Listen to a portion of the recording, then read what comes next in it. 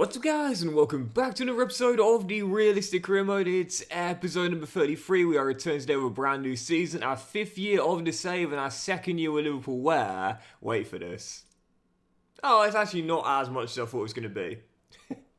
He says looking at a budget of £428 million. I was expecting like 700 million obviously because we didn't spend that much last year, but 428 mil, we won't spend it all of course, but yeah, it's a budget to sign basically whoever we want. So on the back of season 1 with Liverpool where we won the Premier League and absolutely bottled, and I mean bottled, the Carabao Cup semi-final against challenger side Crystal Palace, who went on the way all the way to win it. And I guess you could call it a bottle in the FA Cup semis as well, considering we lost on penalties. We did redeem ourselves with a Premier League title, but there's no doubt about it. You know, last year was underwhelming, so to speak. I think if we are going to take the next step with Liverpool, we've got to add some more first-team quality to the team. And now, of course, we're back in the Champions League. We need some more quality in depth, because right now there's not a great deal of that. I would say looking at the team right now, if we were to make a big new signing, you'd probably look at full-back, wouldn't you, and say the kid, McKenzie, but also maybe through the middle of the park as well. Oh, that deal's not gone through yet, but we'll go through after a day. Yeah, I think that is probably where you're looking right now and saying, okay, if you want more first-team quality, well, I say all the time that you shouldn't just look at the average ratings. McKenzie does hold on to his potential to be special tag, because Ben last year had a phenomenal season, but it is just the easiest indicator, if you will, as to where you should look to improve. Find your weakest area based on overall rating, and then look to improve that with new signings. But yeah, I would say possibly a new fullback, possibly a new centre-half as well, depending on Hato if we move into DM like is the plan, and also potentially a new central midfielder as well. Those are the areas I'll be mostly looking at. Is Salah retiring? Yes, he is indeed. One last dance for Mo Salah. And yeah, we've got plenty of money to work with, man. So that's definitely not the issue here. And in terms of new contracts, there's tons of players, their deals are coming at the end of the year, but I'm only going to give one contract out. And it won't be to Javi Guerra, it won't be to Fabio Carvalho, it would of course be to last year's Premier League Player of the Season and top assist maker, Cody Gakpo. He is, I would say, the main reason we won the title last season. So of course, Gakpo is going to get a little wage increase as well. He deserves that. And he'll be staying for the long term. But the other players here, I have to say, I'm probably going to let them all go. I mean, I wouldn't be against extending Tyler Morton's contract. I wouldn't be against extending Javi Guerra's contract or Fabio Carvalho's either. But I think even though they're all 24 years old and still quite young, I think we can do better personally. And in terms of new signings, well, there's still tons of players on the transfer shortlist right now. And with loads of options that will fit this team like a glove, one stands out from the pack. Well, we saw last season a fascinating situation developing at the Bernabeu where Real Madrid were seemingly looking likely to sell their star right back, with lots of bids coming in from Arsenal and Manchester United, and there was someone else as well, but unfortunately I can't remember who it was. But none of the moves materialised. He didn't go to any of those clubs. He didn't move on from Real Madrid. He didn't agree to sign a deal and go elsewhere in the summer. He decided to stay. He helped Real Madrid win another La Liga. But Florentino Perez, the president, still couldn't convince him to sign a new contract, either because they were undervaluing his worth, potentially looking to offload him permanently at the end of the season, or maybe, just maybe, Trent had his eye on a homecoming. He didn't force a move through somewhere else or sign a new contract. It's clear he was waiting for his former team to get back in the big time. We've done that now as we return to Champions League football, and thus it's the perfect time to bring him back home. Liverpool lad, academy grad, Trent Alexander-Arnold is returning to Anfield. Yeah, I obviously wouldn't have done this had Real Madrid extended his contract. I'll keep him there. I wouldn't have done this had he moved to, again, someone like Arsenal in January, which was looking quite likely last season. But no, he stayed, and it just seemed as though, like he didn't want to stay at Real Madrid long term, hence why he didn't sign a new contract and didn't want to go elsewhere by not forcing moves through. To me, this seemed like an absolutely perfect time to bring him back. And so on a 4-year, 250 grand a week deal, I mean, you know, we brought back a couple of players, Jarrell Quansah, Curtis Jones, but this is the big one. Welcome home, Liverpool lad, Trent Alexander-Arnold. And of course, he took number 3 originally, but no, I wish EA would understand that when a player has an iconic squad number, that they will kind of just keep it. And granted, some players do change their numbers over time, sometimes at the same club, and certainly when they move teams too. For Trent, it's synonymous, number 66 at Liverpool. I read that there's no actual reason for it, it's just the first team squad number he was given, and therefore he kept it. But he gets it back, and he's back here at Liverpool. To be honest here, I mean, we all know what Trent Alexander is like. We all know what a fabulous player he is, and we all know that as a passer of the ball, his creativity is unbelievable. I don't know. I don't know whether I'm going to play him CM or right back. I'm not too sure. I don't want to stunt Mackenzie's growth. And to me, Trent, like I said, he's one of those players where he's just so interchangeable in terms of roles.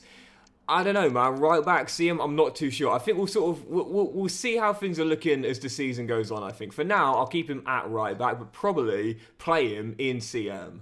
As we see a very interesting bid there for Lee Win, the wonder kid from Bournemouth. Dortmund putting in a bid there as Mrezek does indeed finally decide to leave. I was thinking about bringing him in. We've seen the success of Mackenzie. I was thinking about bringing Win in as well, but Dortmund I think is a perfect fit for him there. Juve want Afina Jan as our backup striker last year. He did an okay job, to be fair. Scored quite a few goals, particularly in the cup.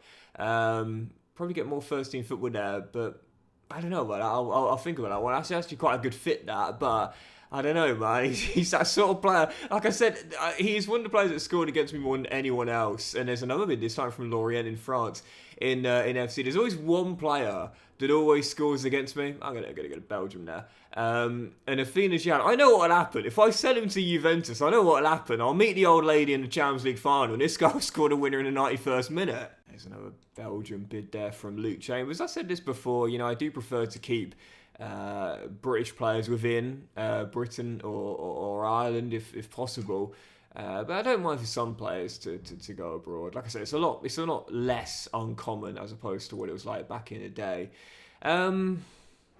I think we do need to sort this situation out as well, man. Like Diaz and Eze, last year I spent an equal amount of time playing Eze through the middle and on the wing. Really, he's just as good at either role. And I said with Eberechi, the one thing he doesn't have is what you call blistering pace. Yes, he's quick, but he's not absolutely lightning, if you will, which can let him down on the counter. And I did say I might try and move him back into the middle. Of course, we're training him at CB right now, and I know for those that have just caught this episode and didn't watch the season finale, you'll be like, huh? You're training at CB? What? Yeah, we discussed it in the finale. There's a reason for that. And obviously, Baronexia we're probably going to sell. Salah, obviously, we know now is just his legs have gone completely. I do like Ben Doak long term, but not good enough right now. I did say that if Bournemouth last year don't get into the Champions League, in the end, they didn't get European football altogether. I think, did they? Did they get Conference League? They might have got Conference League. No, they didn't. Oh no, of course, because Crystal Palace won the Carabao Cup and Brighton won the FA Cup, of course. So that means that Bournemouth didn't qualify for any European competition at all. So with that being the case, at 90 overall, I mean, it's got to be done, right? It's got to be done. We turned him into the player he now is at the Vitality. We brought him in from Sunderland, we developed his game, and we took him to the next level. And I did say I'd want to take a couple of players with me to my new team. This is the guy I wanted to bring in. We didn't do it last year because born for Europa League and we were not. But now, how the turntables. Jack Clark, it's time to make the big move to Anfield. Problem is, with Clark, we would have to spend a lot more than the 60 mil we paid for Trent Alexander-Arnold because unlike TAA, Jack still has a long-term contract there at Bournemouth. They actually gave him one directly after I decided to leave. So they said, don't follow Doxy Boy out the door. Jack said, well, we'll see how things are looking in 12 months' time. So we'd have to spend what will be a new club record fee, and that is going to be over £100 million. I think even over the market valuation, we're probably looking at around 125 to 30, I would say. We'll start at 115. That's 4 mil over the market valuation. And we'll go up... oh, my goodness. Okay.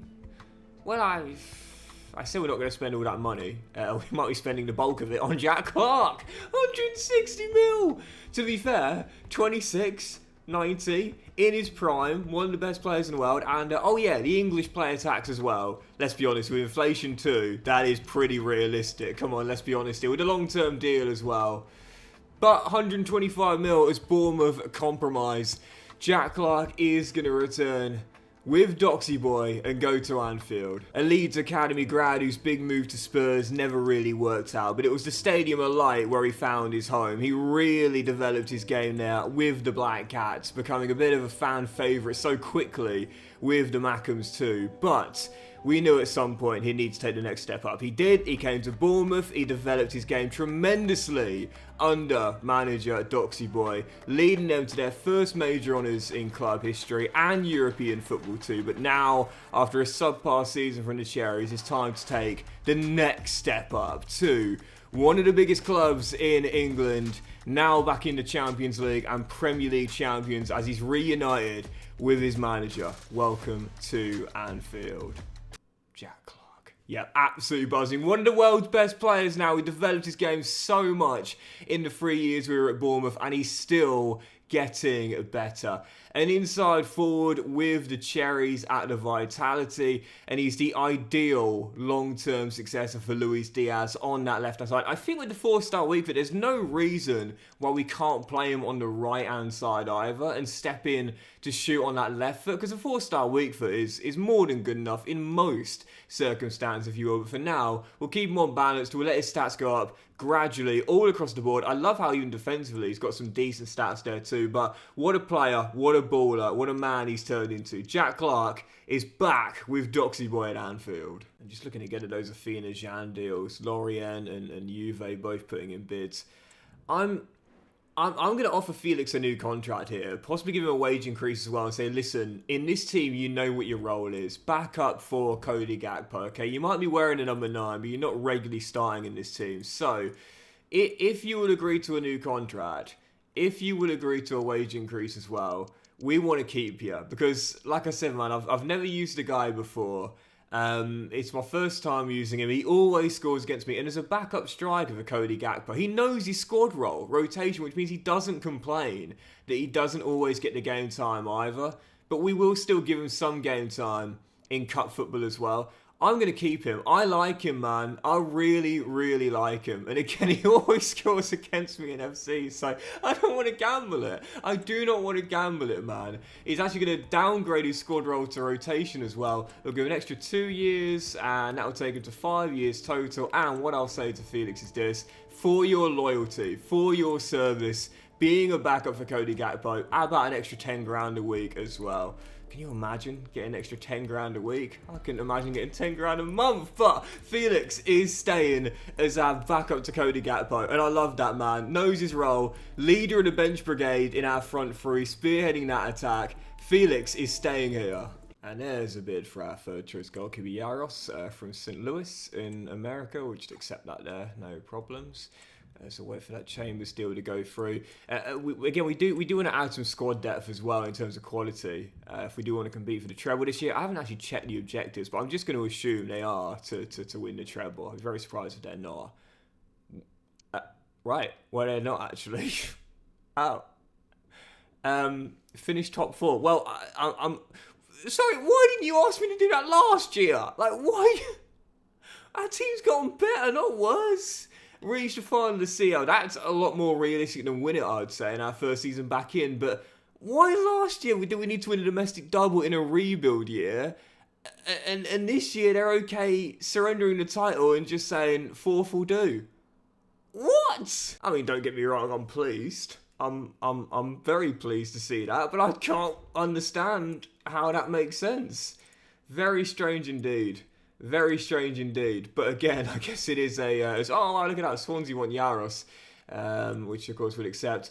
I can't read it out. Whoa! I didn't see that initially. Mackenzie. Oh my goodness. PSG putting in a massive bid for the Wonder Kid. But I've said to Ben, I understand you're a little bit worried with deciding a Trent, are you going to lose your place? But no, I still want to start you. So we're going to turn that deal down. And as he's only on 10 grand a week, say only on 10 grand a week, I'm going to give him a big new contract and give him a wage increase as well. He's up quickly to 81 overall. He's only 18, one of the best teenagers in world football football right now. Ben McKenzie's going to sign a big new deal to stay here at Anfield for the long term and get a weekly wage which represents his true value as well. McKenzie is going absolutely nowhere. And annoyingly, I could only give him a rotation squad role. That does happen sometimes when you've got players in their position that are far higher rated. The agent won't let you give him an important squad role if there's someone who clearly appear is better. What I'm actually going to do with McKenzie as well is change him and give him a first team squad number 2. He wore 23 last season, but 3 is available after Danilo's retirement. I'm going to give it to him as well. Ben is now our starting right back with the 5-star week foot 2, even though we see him as a long-term successor for the 33-year-old Andy Robertson. So yeah, Ben, you might have the rotation squad role, but you're still a starter in this team, bro. This is a certified wonder kid. He's going nowhere. And a bid from Lugano for James McConnell. Again, when a player gets into their, approaching mid-20s, but early to mid-20s, I think going abroad probably is an option they consider a bit more seriously as time goes on. So I'm okay accepting that bid there as well. We do see there's our first 2 sales going through them, and again I don't mind them at all. Obviously Yarov's going to the MLS. And we also see Chambers leave to Belgium as well. Totally fine with both of those sales there. Again, we do need to make sure we've got quality in terms of squad depth, but also sell some of the players who just don't really have the quality to make it here anymore. I wouldn't say Chambers or Yaros do, really. And my apologies, Yaros chose Swansea, not St. Louis. But in terms of MLS sides, there is a bid here for James McConnell, this time Cincinnati. Sorry, St. Louis, not St. Louis. I keep saying St. Louis. I know it's the wrong pronunciation. I know I have been corrected in the comments, but I don't know why. It's just as soon as I see it, I'm like, oh, Louis, not Lewis. I don't know why.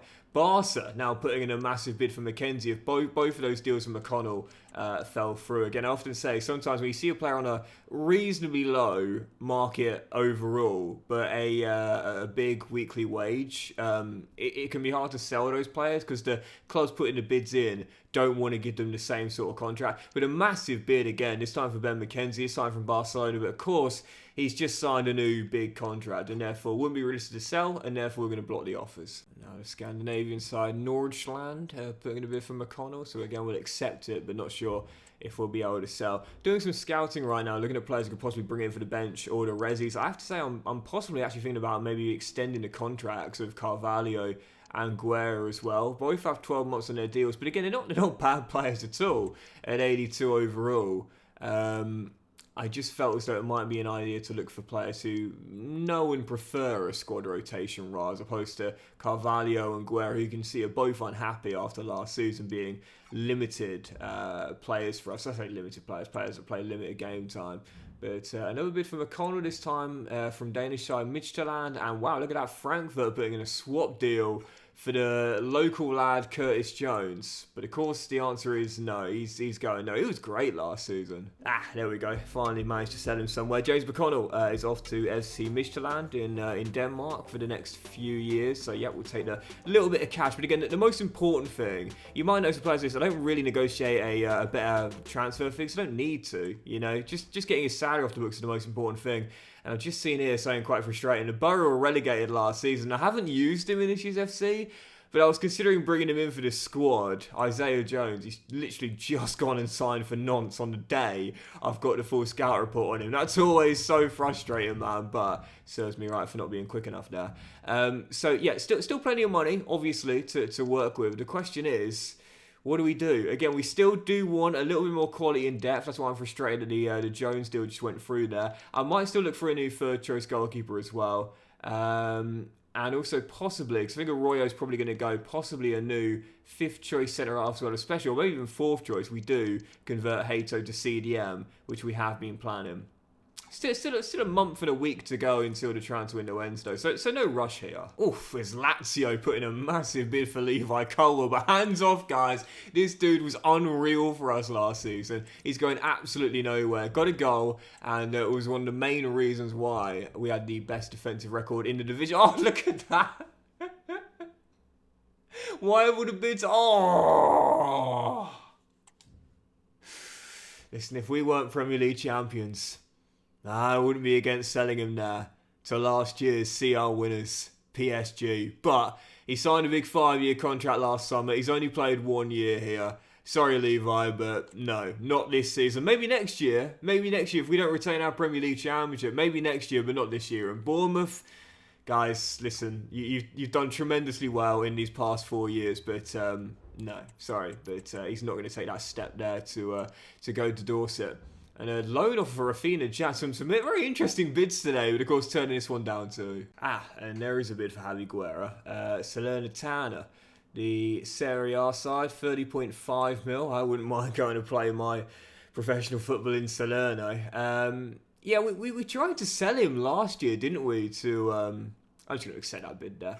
He's out of contract on the end of the season. We tried to sell him somewhere. I think it was Las Palmas, back to Spain, and he turned the deal down. I think because, again, his wages are just so high. But as Aston Villa put in a bit for Baronexia, so possibly both of our Spaniards might be leaving here. Because I did say I'm not against selling him. So I think we get more money from Aston Villa, though, for Ander, as he still has 2 years left on his deal. But these are players who, again, they're both in their mid-20s. They're both 82 overalls. They're more than good enough for this squad. And I did say depth would be an issue, but I'm not against selling to bring in different options for our bench and players that are more satisfied being rotation players. And so there we go. Javi Guerra is off to Salerno as he leaves for just over £30 million and decides to call time on his time at Anfield with 12 months left on his contract. And we also see the other Spaniard, Ander Baronexia, is off to go and play under Unai Emery. I really, really like that as well, playing under the Spaniard. The Spanish winger himself is off to Villa Park for just over, no, I think it was dead on, £40 million. So we'll see just over 70 mil combined for the pair of them. Of course, the board do skim a bit off the top as well, but two decent sales there, I'd say, with two squad players who, again, are very good. Both right now in their mid-20s, but players we could probably improve on a little bit, and also get players who know their roles as rotation players too. So that is the issue we've got now. The squad is looking really thin. You know, it's looking really, really thin. There's not a lot of quality. When you go outside the first 11 of the bench, well, you're left with a 35-year-old Mo Salah, a good youngster in Ben Doak, but still has a while to go, a player who we literally just brought back to be an emergency cover, Tyler Morton, this lad who's definitely going to go, and a Royho who only has 12 months left in his deal. Okay, yeah, the first 11's amazing, the bench is decent too, but past that, we are in trouble if we have 1 or 2 injuries this year. Well, let's play the first game of the season, and then we'll come back in the next episode with our first Premier League games in the title defence, the Champions League group stage draw, really excited for that, and the rest of the summer transfer window as we look to improve our score with some new signings. So first game of the year is going to be the Community Shield against last year's FA Cup winners Brighton and Hove Albion. Obviously, we played one already with Bournemouth back in Season 3. And, well, we lost it. So, hoping to win my first one here, and definitely favourites for it as well. I said before, the Community Shield, I understand it's a glorified friendly when you lose, but a trophy when you win. But to be honest, I want to start off with intent and get my first CS in the save. Let's get it done here against De Zerbi's Brighton. Come on, Liverpool.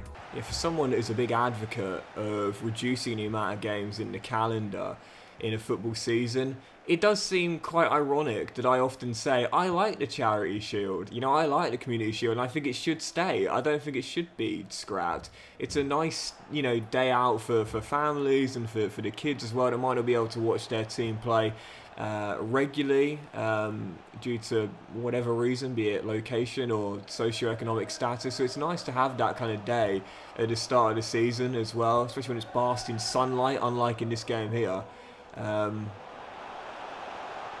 But of course, is he onside? But of course, no one's going to take it seriously as a trophy. No one's going to say at the end of their career, this is the one I was so desperate to win, you know. But you will always take it over not having it. Luis Diaz denied by Carl. Still goalless here, but a fast start from the Reds as we look to go a goal up. Go on, Trent, you got space there.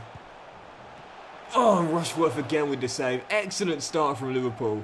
Still searching for that first goal here at Wembley. It's coming. It is coming. Lovely ball, Diaz. It's definitely coming. Trent, Gakpo, this will do it.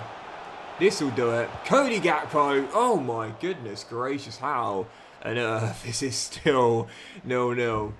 One of those games where you get so many chances, you miss them all, and then you end up losing 1-0 or on penalties. I can see it coming here. Not sure if you guys caught over the weekend, but some interesting things regarding Liverpool's future as well. Xabi Alonso It seems as though he's now got the Bundesliga locked up with Bayer Leverkusen. Thomas Tuchel actually conceded the title to Leverkusen after their home loss to Borussia Dortmund.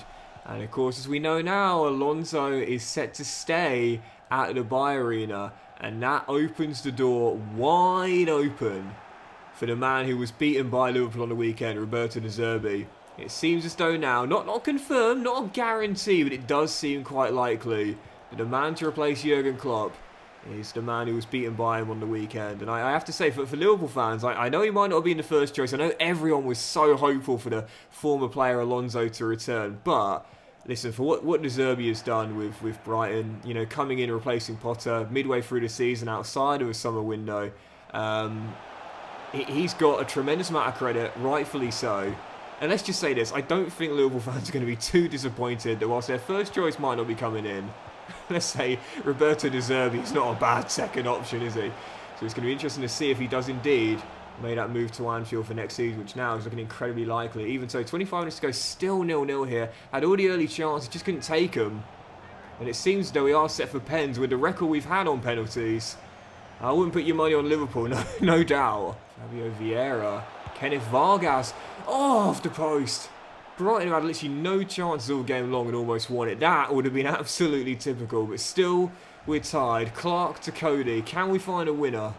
Or is it going penalties? I think we know the answer, and I think we know who's going to win that. Yep, that is going to do it, and it is indeed going to be penalties. Well, last season we lost both the FA Cup and the Carabao Cup semis on penalties, and the season before when we were with Bournemouth, Liverpool lost both the FA Cup and Carabao Cup semis on penalties to our Bournemouth. They've had 4 straight losses on penalties. Is it going to be 5 in a row in the Community Shield as well? So much like Liverpool are just cursed from penalties, you know. We just can't seem to win on spot kicks, man. As Felix Afena-Jan is going to take the next one and scores to make it 1-1. This is like watching England before the penalty shootout victory over Colombia back in 2018. Was it Colombia? Yeah, Colombia. It's like you just expected England to lose spot kicks until Eric Dyer scored the winner in that one as Salah levels it. And then the reputation started to get reduced a little bit, but oh, Vieira hits the post. It's the Charity Shield, Doxy, for goodness sake. It's not that deep, but it is for me. Jack Clark gives us our first lead. And now Kenneth Vargas really needs to score. Oh, and just squirms it under Alisson. Cody Gakpo, last year's player of the season in the Premier League, puts us on the brink of finally ending the horrific run of losses on shootouts. David Fratesi, the ex-Sassuolo midfielder, stands up and the Italian is denied as Liverpool finally win a shootout. Alisson with the hands to the ears as the Reds win the Community Shield. It's not that deep. I would have preferred the FA Cup or the Carabao Cup last season, but at least we get it done. Psychologically, it still means something as Liverpool win the Community Shield on penalties. Should have won it in normal time, but it doesn't matter how you get the job done so long as you do. Liverpool avenged their penalty shootout demons finally after 4 straight losses and win the Community Shield. Perfect way to start off, and whilst it's not the most coveted trophies, it is still an honour you'd rather have than not. But that will do it for today's episode of the Realistic Criminal, guys. So big thank you for watching. Really hope you have enjoyed it. And if you have enjoyed today's episode, then please do drop a like. Much love to you all. Have a fantastic day. I will return in the next one by playing our first games in the Premier League defense season, aiming to attain our title this season. We'll have the draw for the Champions League group stage. I'm really excited for that. And the rest of the transfer window, including deadline day, where with over 300 million in the budget, we're still going to make some new signings for this team as we aim to improve our squad, aiming to hopefully this year win multiple major honours in one season. Thanks for watching, guys. Much love to you all. Don't miss the next episode. It's going to be massive, I'm sure. And I'll see you for it very soon.